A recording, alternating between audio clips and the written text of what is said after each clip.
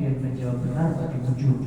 Suatu hari Nabi dengan para sahabat bermakanan.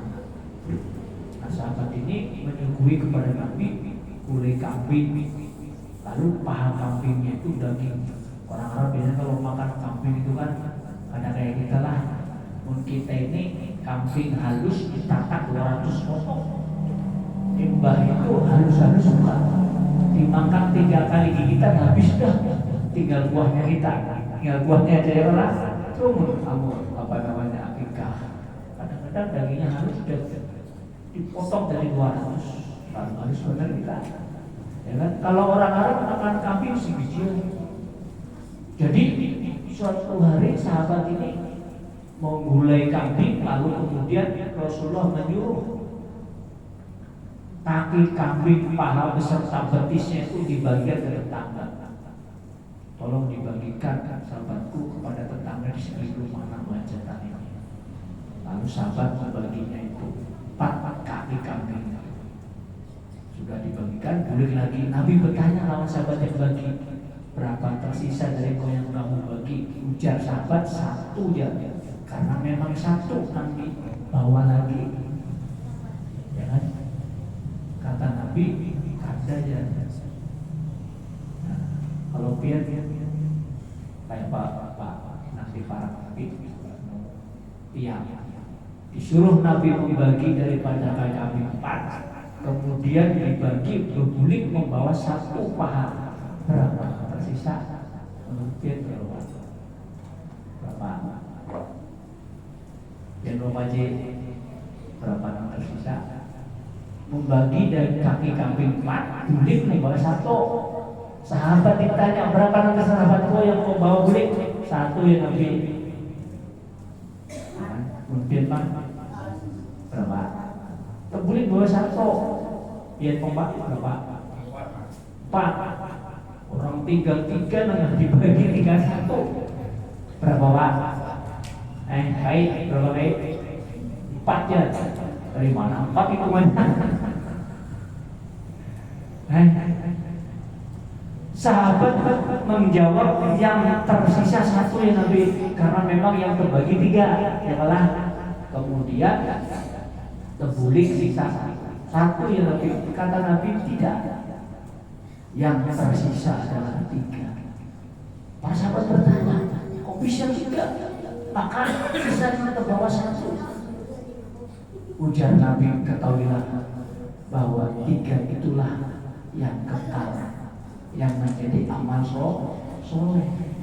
Daging kaki kambing yang kamu bagikan lalu sampai kepada orang-orang yang memerlukan menjadi pahala. Jadi pahala. Sedekah yang kita berikan kepada orang miskin itu menjadi tabungan amal kita. Tuhrulaka fisama menjadi simpanan amal soleh. Lawasnya pian duduk di sini mendengar daripada majelis ilmu, maka itu menjadi tabungan amal kita. Semakin banyak amal soleh yang kita bawa, semakin banyak bekal yang kita akan kumpulkan. Maka beruntunglah mereka, orang-orang yang ketika diberi kesempatan oleh Allah, kesehatan, umur yang panjang, dihabiskan untuk amal-amal kebaikan. Kata Nabi, "Ihfani khamsan qabla khamsin." Itu nasihat Nabi. Perhatikan 5 perkara sebelum datang 5 perkara. Di antaranya sempatmu sebelum daripada sempit, sehatmu sebelum datang sakit, mudahmu sebelum tua, ya kan? Yang terakhir hidupmu sebelum mati. Nabi kata kepada kita. Nah, oleh karena itu Rasulullah terkadang kita tadi ya kan, karena banyak godaan dunia ini, lalu kemudian ibadah kita tekanannya putus nambung. Bisa jangan seperti itu. Makanya Sayyidina Utsman bin Affan memberikan resep kepada kita. Wajada halawatul ibadah, siapa orang yang kemudian mendapatkan daripada arba' asya'a, 4 perkara, maka mendapatkan halawatul ibadah, nikmatnya ibadah. Dari sini sebetulnya kita memahami bahwa ibadah bisa memberikan kenikmatan kepada kita. Bisa memberikan kenikmatan. Hadir rahimahullah, ada cerita, belum beri kisah, karena masih ada waktu Pak Haji Soleh. Ada kisah, suatu hari ada mahasiswa, ini masa kita bukan masa Nabi. Suatu hari ada mahasiswa dari Indonesia Al-Azhar yang kemudian sedang liburan di Mesir, kebetulan pada bulan Ramadan. Maka sama syekhnya, sama ustadznya bahasa kita, diajak kemudian tarawih di satu masjid di Mesir, di Kairo. Diajak, ikut gurunya teman. Nah, kemudian tempatlah dia tarawih. Hari rahimahullah, ketika dia tarawih, rakaat pertama daripada tarawihnya Nabi baca surat Al-Baqarah. Sebijian dibaca. Pertama sabar era Indonesia. Mudah-mudahan karena habis surat Al-Baqarah kedua tarawihnya itu ya lebih singkat lah. Juz amma ya malah apakah Al-Bayyinah ya kan? Ternyata rakaat yang kedua dibacanya surat Al-Imran. Panjang juga lah. Ya kan terus begitu sampai menjelang sahur baru tuntung tarawih. Ya kan? Dalam hatinya ada lagi 4 tarawih ini kan.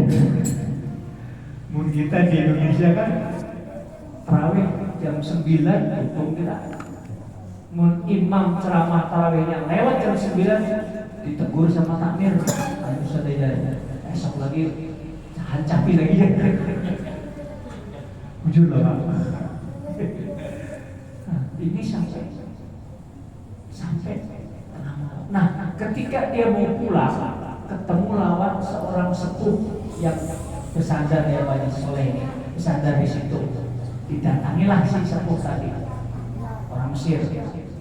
Dia kaget, ada orang sudah sepuh, rempong daripada tulangnya, berdiri aja lagi, bersandar, tahan sampai mulai daripada Ba'da Isya sampai jelang sahur, tahan, ikut.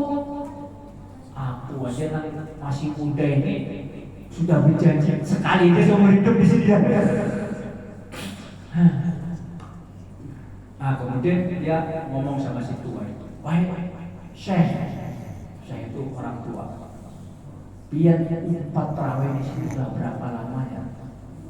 Aku ini kurang lebih sudah 10 tahun ya, 4 tarawih di sini.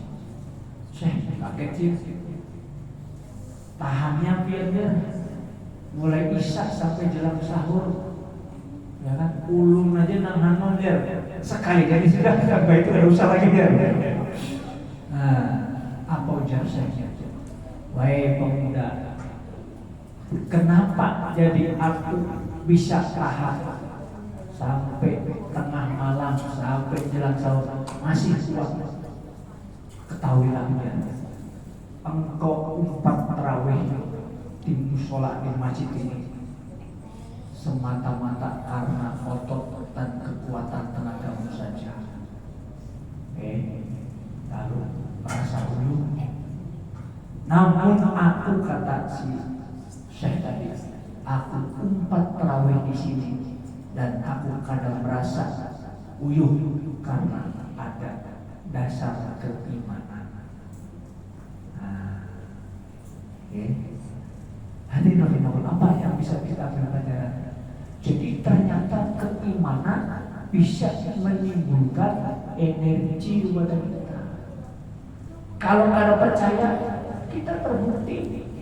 Biar mau duduk mendengari, coba mau dihitung-hitung akal, bapak duduk di sini, nyaman di rumah nonton TV sepak bola, ya kan? Makan apa itu ubi bakar, ubi lembu sekarang apa namanya Cilembu nama Nisto, mbak itu kopi Mesir, ya lah. Nah, sambil berteleponan kawan, ya lah, sudah kan dikirim rekening kemarin dan itu ujunganku itu 5 juta ya. Nah, di sini